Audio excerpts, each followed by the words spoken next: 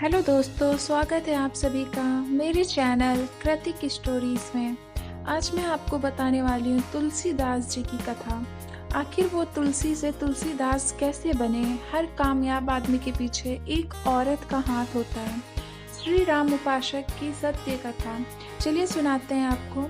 गोस्वामी तुलसीदास रचित रामचरितमानस की चौपाइयाँ और दोहे घर घर में पढ़े जाते हैं।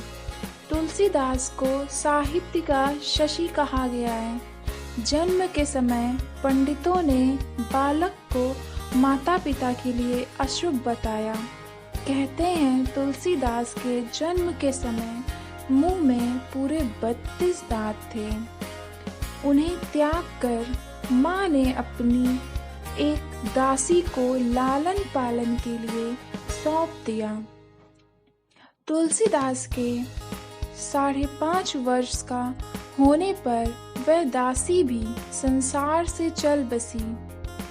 तुलसीदास अनाथ होकर भटकने लगे। कहते हैं कि तुलसीदास को माँ अन्नपूर्णा भोजन कराती थीं। भगवान शंकर की प्रेरणा से बालक तुलसीदास अनंतानंद जी महाराज के शिष्य नरहरयानंद जी के पास रामशैल पर्वत पर गए। उन्हें अपना गुरु बनाया। गुरु नरहरयानंद जी महाराज ने तुलसी का नाम रखा। राम बोला। बिना सिखाए ही तुलसीदास ने प्रथम बार में ही गायत्री मंत्र का शुद्ध उच्चारण कर लिया था। गुरु जी ने तुलसीदास को रामायण की कथा सुनाई। गुरु के आदेश से तुलसीदास काशी चले गए। वहां उन्होंने 15 वर्ष तक अध्ययन किया। अध्ययनोपरांत तुलसीदास गुरु की आज्ञा लेकर पुनः अपने गांव चले गए। गांव में माता पिता का श्राद्ध तर्पण करने के बाद विवाह करके गृहस्थाश्रम में प्रवेश किया। बचपन से ही तिरस्कृत व एकाकी जीवन जीने के कारण वे अत्यधिक भावुक प्रेमी हो गए थे। एक दिन तुलसीदास घर पर नहीं थे तो उनका साला बहन को उनकी अनुपस्थिति में गांव ले आया। तुलसीदास को पत्नी का बिछोह सताने लगा। वह ससुराल की ओर चल पड़े। वर्षा ऋतु में नदी उफान पर थी और रात्रि का समय, लेकिन कुछ तुलसीदास को आगे बढ़ने से नहीं रोक सका। रात में नौका जैसी वस्तु तैरती दिखाई दी तो तुलसीदास उस पर बैठकर नदी पार कर गए। ससुराल पहुंचे तो द्वार बंद थे। एक रस्सी दीवार पर लटकती देखकर उसे पकड़कर दीवार फांदकर तुलसीदास घर में पहुंच गए। पत्नी आश्चर्यचकित थी। उसने अपने पति के आने की सारी घटना सुनी। जब रस्सी को देखा तो वह एक काला भुजंग सांप निकला। नाव के बजाय एक शव था जिस पर बैठकर तुलसीदास ने नदी पार की थी। तुलसीदास की पत्नी ने कहा, स्वामी, आप कितने विचित्र हैं। जितना प्रेम आप मेरे इस हाड़ मांस के शरीर से करते हैं, यदि इतनी प्रीति भगवान से करते तो आपका कल्याण हो जाता। तुलसीदास के कलेजे में पत्नी के बोल तीर के भांति चुभ गए और वह घर छोड़कर पुनः निकल पड़े। वह चित्रकूट पहुँचे, जहाँ हनुमान जी के माध्यम से इन्हें भगवान श्री राम के दर्शन हुए। फिर अयोध्या में रहते हुए तुलसीदास ने रामचरितमानस जैसे महान ग्रंथ का समापन किया। तुलसीदास जी का स्वर्गवास 126 वर्ष की आयु में काशी के 80 घाट पर श्रावण कृष्ण तृतीया शनिवार विक्रम संवत 1680 को हुआ था।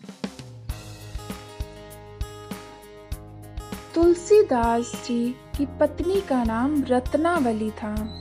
जब तुलसीदास जी का विवाह रत्नावली से हुआ तो वह उसके आकर्षण में इतना खो गए थे कि उन्होंने बाहर की दुनिया को भुला दिया था। इससे परेशान होकर रत्नावली अपने मायके जब चली गई थी, तब तुलसीदास जी भी पीछे पीछे वहां गए थे। तब उनकी पत्नी ने ऐसे वचन बोले कि उनका वैराग्य जाग उठा और वो श्री राम की खोज में निकल पड़े थे। तुलसीदास जी ने अपना घर छोड़ दिया और 14 वर्षों तक तीर्थ यात्रा की, लेकिन तब भी उनको सत्य का ज्ञान नहीं हुआ और उन्होंने यात्राओं में इकट्ठा किए गए कमंडल में जल को सूखे पेड़ की जड़ों में फेंक दिया। उस पेड़ में एक आत्मा का वास था।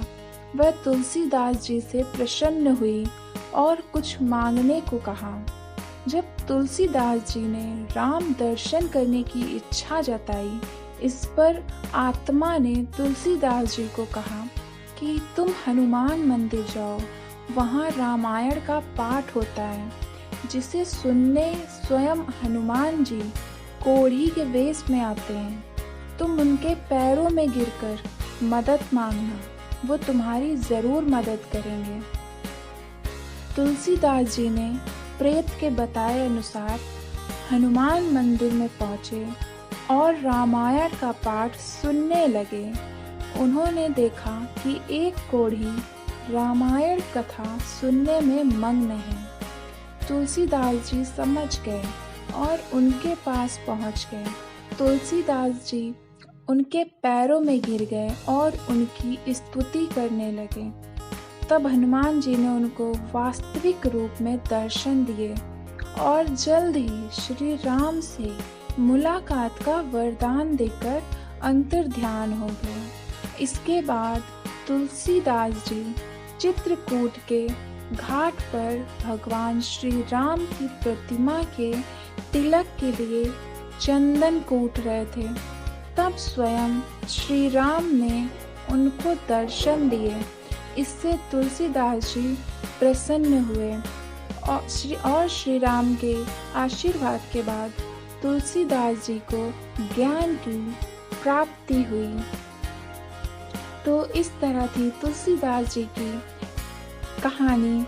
और आपको भी पता चल गया होगा कि हर कामयाब आदमी के पीछे एक औरत का ही हाथ होता है।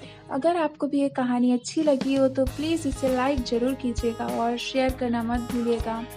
आपको ऐसी स्टोरीज आगे भी सुननी हो तो प्लीज़ मेरा चैनल सब्सक्राइब कीजिएगा। आपसे फिर मिलेंगे नेक्स्ट वीडियो में, तब तक के लिए धन्यवाद।